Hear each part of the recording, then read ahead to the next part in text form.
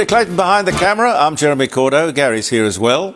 Now, you're going to have to keep us abreast of, Pete, the new record that you've got out, Father and Son. Yes. How can people hear it? Well, I'm just waiting for it to be loaded onto iTunes and YouTube, all that sort of stuff. Well, ladies and gentlemen, I've got to tell you, the Cat Stevens version was always my favourite version of the song, well, the only version of the song, really. But Peter Clayton's version of Father and Son is better than the original. I really mean that. Thank you, Jeremy. It is better than the original. So we will tell you when you can see that. And Gary reminds me that if you are a follower of this on a Tuesday morning, when we post at 9 o'clock, and Thursday morning, today, if you press subscribe, is that what you do? Yeah. You can get us on YouTube. And in fact, it pops up and reminds you that it's there, which is handy. Yeah, if you're kind enough to follow us, please do. We will spend $2 billion this Christmas on presents. I don't know. A lot of that's going to be wasted, isn't it? Because people trying to buy Christmas presents for people, that's a difficult thing. Difficult thing. And the Christmas Tree Farm sent me a note saying, get your orders in. I love to have a Christmas tree in the house. I mean, a real Christmas tree. I don't like the idea of cutting it down because a Christmas tree has the capacity to grow into this enormously beautiful thing, which will live for hundreds and hundreds of years. And the idea of it being cut down so people like me can have it in the corner and enjoy the smell of pine needles, it seems a bit excessive. But a Christmas tree is a lovely thing to have. Jilly Cooper, I don't know if you know the name, but Jilly Cooper has died. She was 89, a great saucy author of horsey English country books. Dozens of them. And a great interview. I've got so many fond memories of talking to Jilly Cooper over the years when she brought out a new book. She always gave you a fantastic interview. I will miss you. I will miss you. But the good news is that Dolly Parton has made an appearance on social media to assure her fans that she's fine. Her sister scared the life out of us by saying, please pray for Dolly. But it seems no need. Well, to say a prayer for her anyway. But she's fine. She tells us she's absolutely fine. She looks absolutely terrific. Now, here's a thought. Right out of nowhere, with all the holidays that we have, what about one, we could rebadge one, or we could come up with another one, called Thanksgiving. Now, I know it's not original, before you tell me, but think about it. A day where we acknowledge just how fortunate we are to live in this great country. And remember, we can lose it in a blink. It can happen. And speaking of losing it, I was listening to Pauline Hanson in Parliament on Monday morning. Such brilliant common sense. Her views on multiculturalism, the burqa, and importantly, this independent Senator Lydia Thorpe's vow to burn down Parliament to make her Palestinian point, how burning down Parliament helps the lost people of the Gaza Strip, I have no idea. I'm not surprised that One Nation is growing in support hand over fist. It is obviously the Conservative Party to watch. Pauline says it all. She has a clear vision for Australia.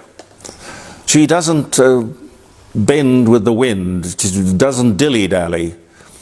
Her delivery is not polished. Let me put it that way. But honest. Yes, but honest. Honest. It's not polished, but sincere, consistent, and honest.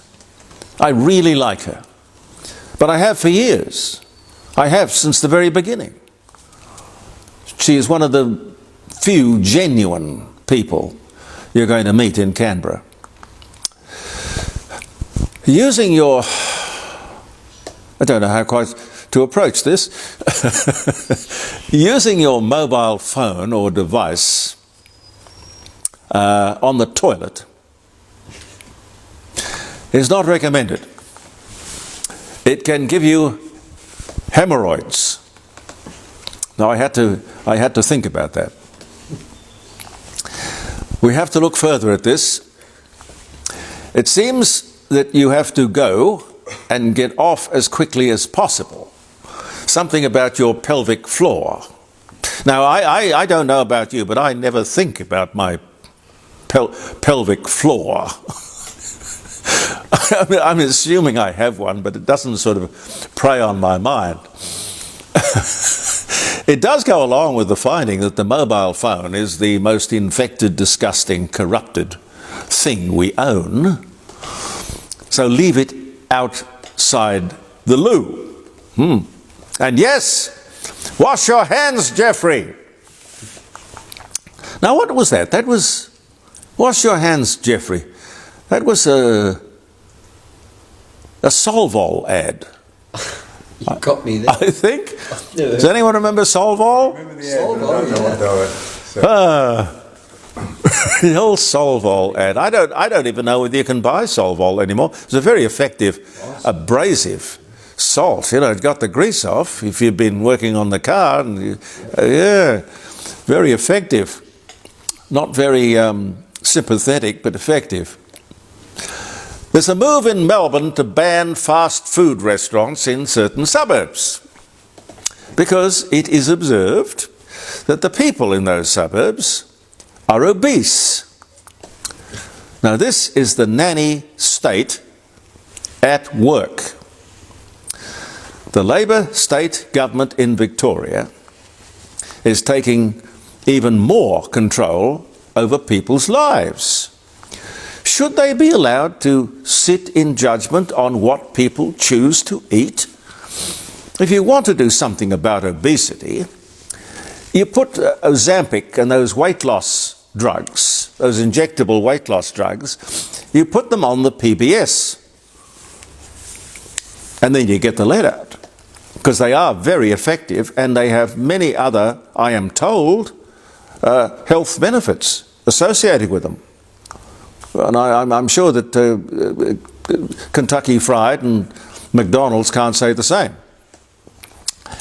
As you would know, the Victorian government solution to their rather significant Machete violence problem is to outlaw the machete.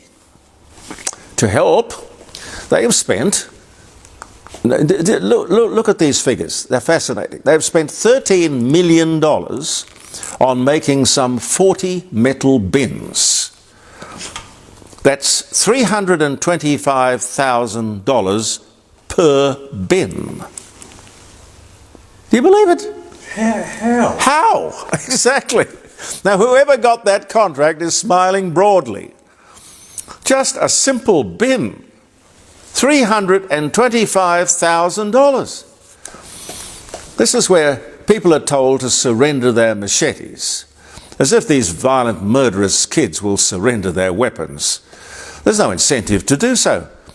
Sure, they're breaking the no machete law, but you're dealing with murderers here, potential and actual. But you know what's happening?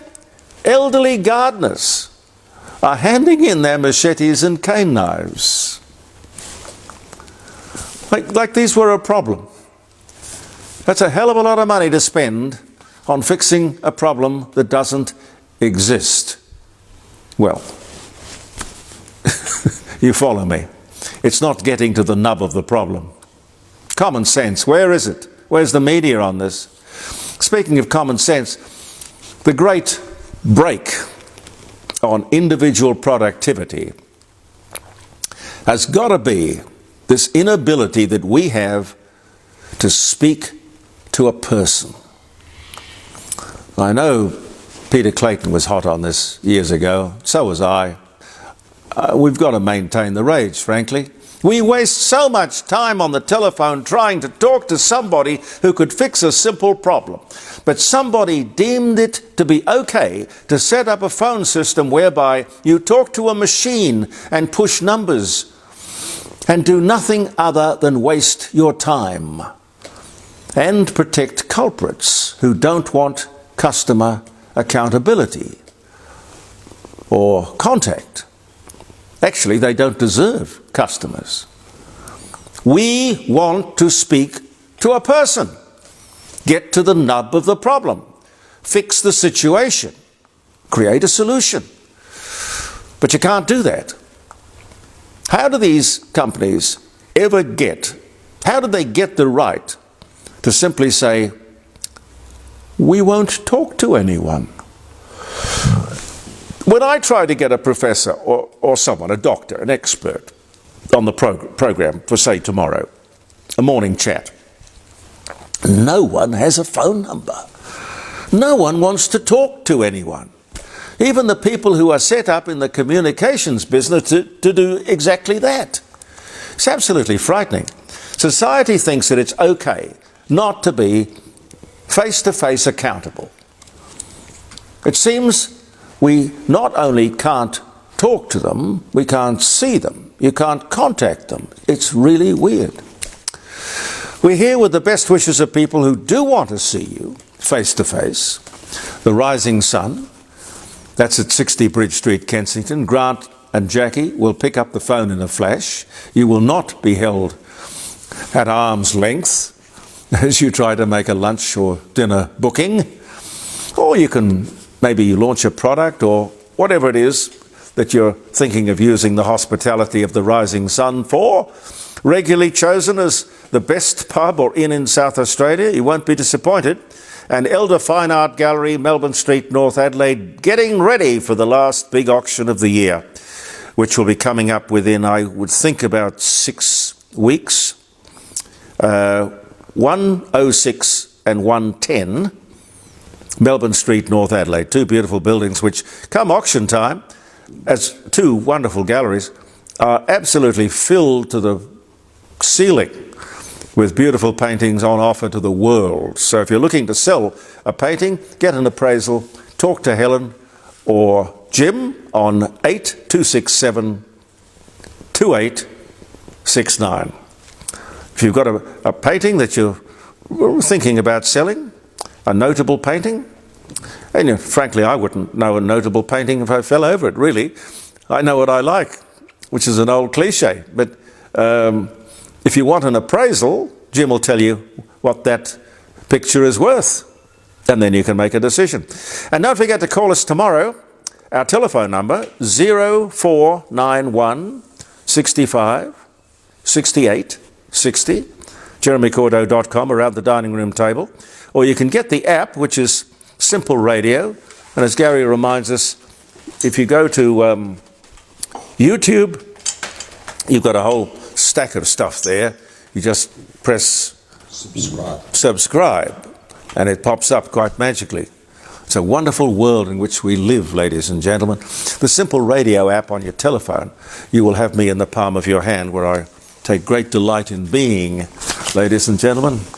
We'll look forward to seeing you tomorrow around the dining room table.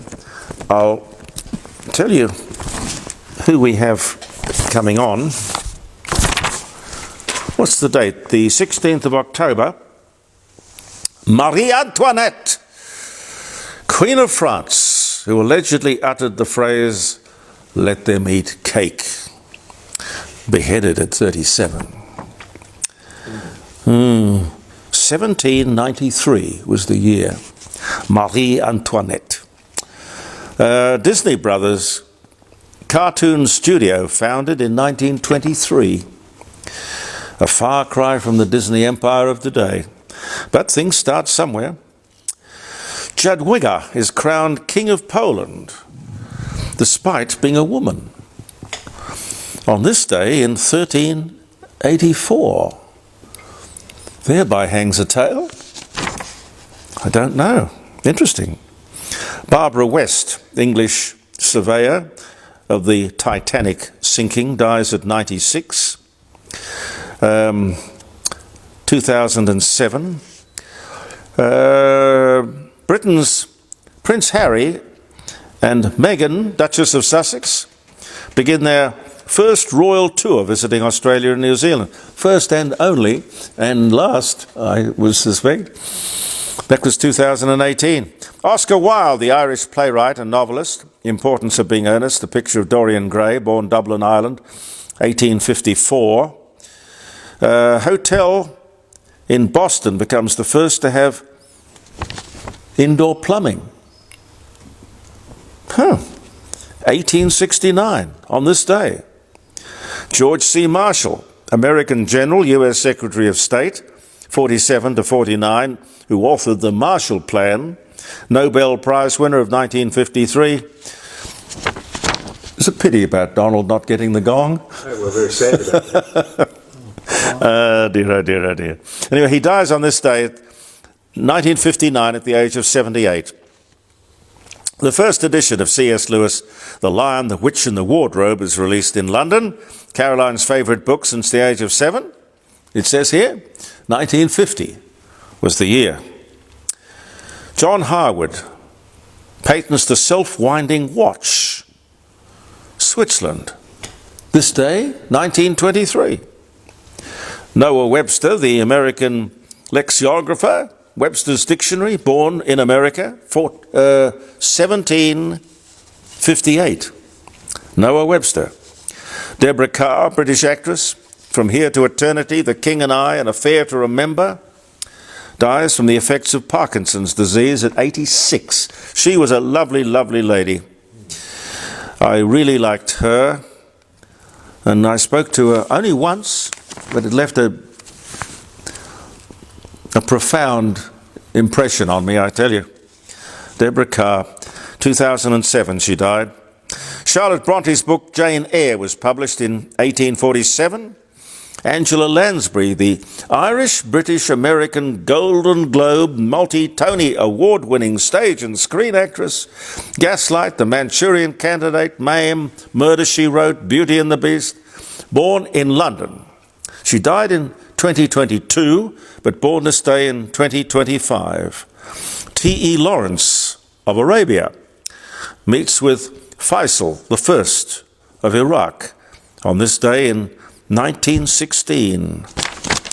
And if you remember the day for any reason at all, I hope it's going to be a very happy day, a wonderful day, filled with good memories. Now, 9 to 12, going over the Middle East ceasefire agreement, the solution, agreement, call it what you like. Dr. John Bruni.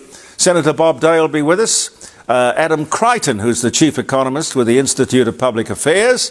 Michael Stutsbury from the Centre of Independent Studies. How to Fix Australia. That's worth hearing.